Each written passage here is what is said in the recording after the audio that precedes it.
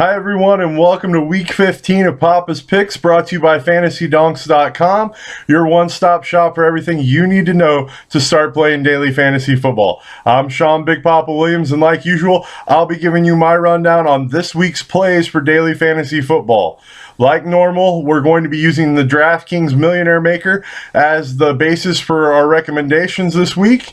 DraftKings has an amazing offer that if you deposit $5 using one of the links on FantasyDonks.com, you will receive a free entry into the Millionaire Maker this week. That's a $27 value for absolutely free. It's exciting, and I will be in that tournament multiple times, as it's a $3 million prize pool tournament, and $1 million will be paid to first place come Monday night when the games conclude. But without further ado, let's go to my picks this week. We're going to mix it up a little bit, and you'll see why. We're going to start off with running backs. And my first running back on the board is Le'Veon Bell at Atlanta. He's $9,600 this week. The reason why I'm putting running backs first is simple. This week we'll start off being divided into two categories: those who play Le'Veon Bell and those who fade Le'Veon Bell. Le'Veon Bell is facing a hot, wet, garbage defense in that of the Atlanta Falcons, who are terrible against the run. They're 32nd in the league against the run. If you can ever expect 30-plus points from a running back, especially one that's pricey, this would be the week. But with that said, it might make sense to fade Le'Veon and hope he doesn't have that game. I will have lineups where I do both. I will have lineups with Le'Veon Bell and lineups without, just to give you a heads up as to why that thought process is going through my mind. It's because he's so expensive that if you can fade him and he doesn't perform, you'll be way ahead of a majority of the field. But the number two running back I have for you, and this is more of a contrarian fade at the elite running back status, is Matt Forte at versus New Orleans. He's $9,000, so he's $600 cheaper than Le'Veon Bell.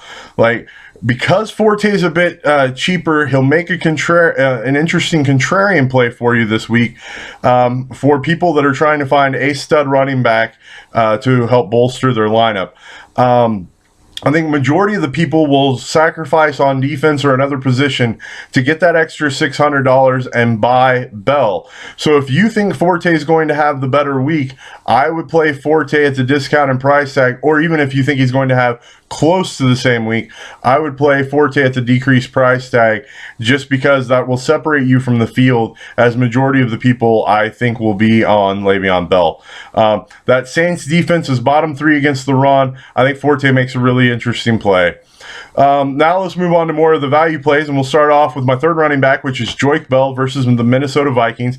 He is $5,900 this week. He had a great week for fantasy owners last week, and he should be able to duplicate that performance, hopefully hitting that 30-point line again against the shoddy Minnesota defense, Minnesota run defense. The way to beat Minnesota is simple. It's run the ball, keep running the ball, and run the ball some more, and they can't stop it. I like Joique Bell this week. The number 4 running back I have for you is Isaiah Crowell versus Cincinnati at $4,900. Crowell is cheap, and the Bengals are bad at stopping the run. If he can even get a piece of what Le'Veon Bell did against them last week, owners will be ecstatic. I love Crowell this week at $4,900. The number 5 running back play I have for you, which is the Poppa's Risk Reward play of the week, is that of Latavius Murray at $4,000. Last time he played the Chiefs, he gashed the Chiefs defense 2 weeks ago in Oakland, putting up 20-plus fantasy points in less than a half. Remember, he could have went even more ballistic had he not suffered a concussion on the 3rd drive of the game. I am absolutely in love with Latavius Murray and in love with his price tag this week at $4,000. Now that we've wrapped up running backs, let's move right along to quarterbacks. And before we get into the meat of the quarterbacks, I just want to say this. This week, I just don't think you can afford to put an elite quarterback on your team. I don't see the elite quarterbacks that are pricey separating themselves that much from a lot of the cheaper guys. And if you handcuff yourself on the salary there, you have zero chance to play Le'Veon Bell and have a competitive team, and or even trying to find a single stud wide receiver. I think the smart player will try to fade the stud quarterback this week and find value at that position. So with that, I started off cheap for you and got cheaper. I'm not saying those quarterbacks aren't in play. I'm just saying the math doesn't make sense for me to play one of the stud quarterbacks. So let's start off with the first quarterback I have for you is Ben Roethlisberger at Atlanta. He's 7,900. This might be the cheapest way you can get a piece of this game on the Steelers side versus the Falcons. Look, Big Ben can go into beast mode, as we know, at any given time. I'm just worried a little bit that there's going to be too much Le'Veon Bell in this game, and Le'Veon Bell's going to go bananas, and therefore Ben Roethlisberger won't need to throw in the game. But I still like him, especially if you are playing the fade Le'Veon Bell route. It's a great play at 7,900. The second quarterback I have for you is Jay Cutler at New Orleans. He's $7,500. Look, Cutler could have a big game against the New Orleans Saints. And my reasoning here as to why everyone else in the league has, I would expect Cutler to do the same. Even though he's missing Brandon Marshall, he still has two good pass catchers in Alshon Jeffries and Martellus Bennett. I like, plus he has a pass-catching running back in Forte. I like Cutler this week at a $7,500 price tag against the Saints. The third quarterback I have for you this week is that of Phillip Rivers versus the Denver Broncos. He carries with him a $6,200 price tag. Look, Rivers' price point is right. It's a game they should be trailing from first whistle to the end whistle, and I like him because of that. That means big points, lots of pass attempts. I don't think Keenan Allen necessarily will have the monster game that he had, but I think that he will spread the ball around, and Rivers should get around the 300-yard mark and a couple of touchdowns and more than pay off his $6,200 price tag. The fourth quarterback I have for you is that of Johnny Football at 5,900 versus the Cincinnati Bengals. My guess is a huge chunk of people, probably most of the free world, will be on Johnny Manziel this week. So if he does, it would make a great fade to not play Johnny Football. But if he can combine the run with the pass like we've seen in the past from the likes of Cam Newton, Colin Kaepernick, and RG3 during their rookie seasons, Johnny Manziel might put up a 40-burger and be a beast. And at the $5,900 price tag, that's exactly the kind of quarterback you want to have, one that can go ballistic. I will be playing a couple of Johnny Football lineups, even though I really don't want to, just because of the potential. Now at the 5 pick, the Poppa's risk-reward pick of the week, I'm going to give you a 2 for here at quarterback of 2 different value quarterbacks. The first is that of Kyle Orton versus the Green Bay Packers at $5,500. He should be behind in this game and throwing the entirety of the game. We know he's capable of big point performances as he put up 25-plus points last week against the Broncos. I like him to do it again this week against a defense that is significantly worse than the Broncos' defense against the pass. The second risk-reward quarterback I have for you this week is that of Derek Anderson at $5,000 versus the Tampa Bay Buccaneers. Anderson is at min value and he can produce. Remember, he started off the season with this Carolina team, and he can easily hit that 20-point line, and if he does, it'll position your team well for the tournament this week. I like Derek Anderson in relief of Cam Newton this week at a min-val price tag. He's got good weapons, and they're playing a shoddy secondary. That means good things in the fantasy world. Now that we got quarterbacks wrapped up, let's move right along to wide receivers. And the number 1 wide receiver on the board I have for you this week is that of Antonio Brown at Atlanta at $8,700. Look, he's pricey, but Brown is a beast and is matchup proof. He gets a Falcons secondary that is hot garbage. The question is, as I've said before, is will Bell eviscerate the Falcons so badly that they don't need to throw the ball at all? That's my only concern here, and he's a little bit pricey. My second pick is actually the pick I like a little bit more, which is that of Odell Beckham Jr. versus Washington at $8,400. ODB Jr., as I like to call him, is on fire, putting up 33-plus points last week. I would look for him to have a similar performance versus this Washington secondary. They're porous, and he and Eli seem like they've developed a amazing relationship, throwing and catching the ball together. I like Odell Beckham Jr. this week. The second, I'm going to give you a 2 for here on my number 2 wide receiver, is that of T.Y. Hilton versus the Texans. He's $8,000. Look, He's Luck's favorite target. Reggie Wayne's banged up, and he draws the second worst pass defense in the league. Yes, please. I will be all over T.Y. Hilton this week as well as Odell Beckham. Hopefully you will be too. The number 3 wide receiver I have for you this week is that of Mike Evans at the Carolina Panthers. He's $6,600. Evans is coming off a good week, and now he gets a Panthers secondary that surrenders points at will to wide receivers. I like his chances to go ballistic in a game where the Panthers should be trying to stay ahead, as the Panthers are still in the hunt for the playoffs. That means that the Bucs will have to play catch up and throw the ball more. I like Mike Evans as a target in this game. My number 4 wide receiver for you this week is that of Sammy Watkins. He's $5,600. I expect the versus Green Bay.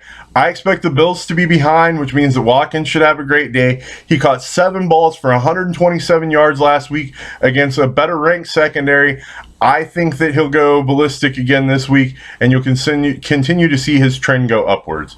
And the number 5 risk-reward play at wide receiver, I've got a 2 for you again, because I know with the prices of some of the elites, a lot of people are wanting to value up. So the first value wide receiver I have for you is Nate Washington at $4,300 versus the Jets.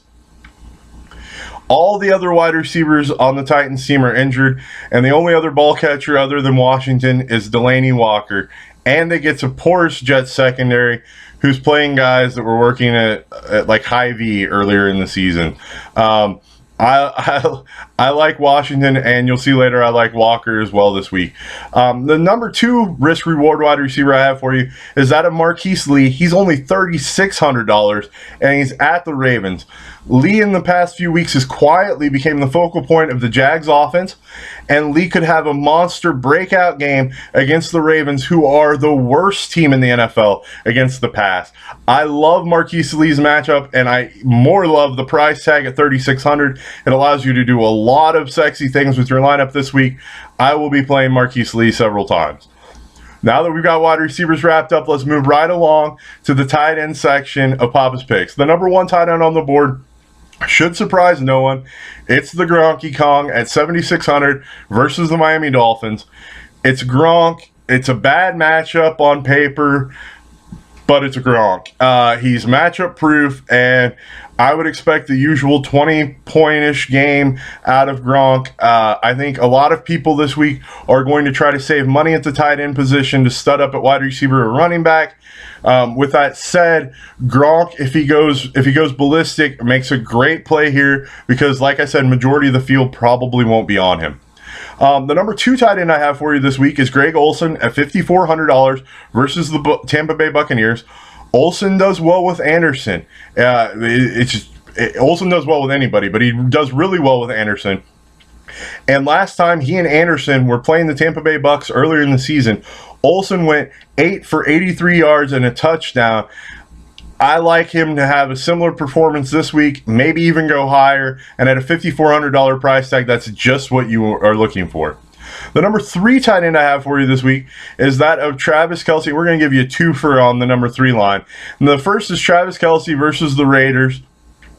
Kelce finally had his coming out party last week, catching 7 balls for 110 yards. I would look for him to continue to be the focus of the Chiefs pass game. And as you've seen earlier, I love Latavius Murray this week, which means the Chiefs might be behind at home and having to throw the ball, meaning Travis Kelce will even have a bigger day. I like Travis Kelce. The second tight end I have for you this week on the number 3 pick is that of Antonio Gates versus the Broncos. He is $4,500.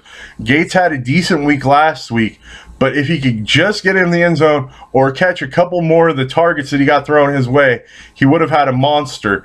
Those 2 guys in the $4,600 and $4,500 range are both really sexy plays this week. I like them both a lot. The 4th tight end I have for you on the list is that of Delanie Walker. He's $4,400 versus the New York Jets.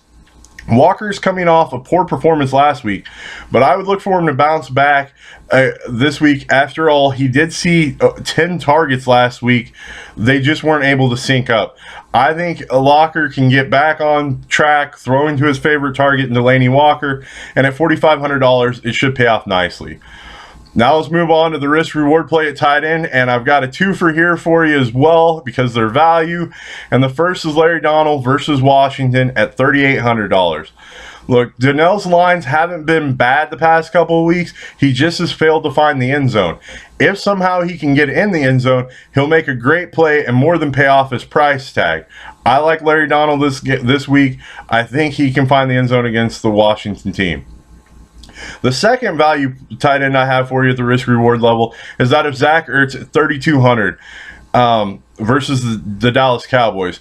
Ertz is so cheap that if he can put together some semblance of a game against the poorest Dallas defense, especially against the tight end position, he'll make a great value play. He's another one of these guys that has just not found the end zone, and if he can find the end zone, great things will happen when you put him on your team at $3,200. Well, I hope you enjoyed Poppa's picks. I know I gave you a little bit of extra picks here and there and may have threw the numbering off a little bit, but I think you'll like the analysis better than the messed up numbering system.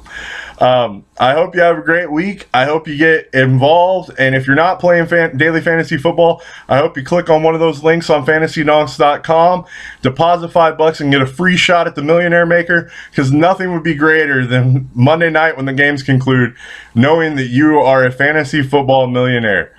I'm Sean Big Poppa Williams for fantasydonks.com. This has been Poppa's Picks. If you need to get a hold of us, feel free to reach me on Twitter at Big Poppa Debate. That's at BIGPOPPADB8. Or you can message us directly on fantasydonks.com.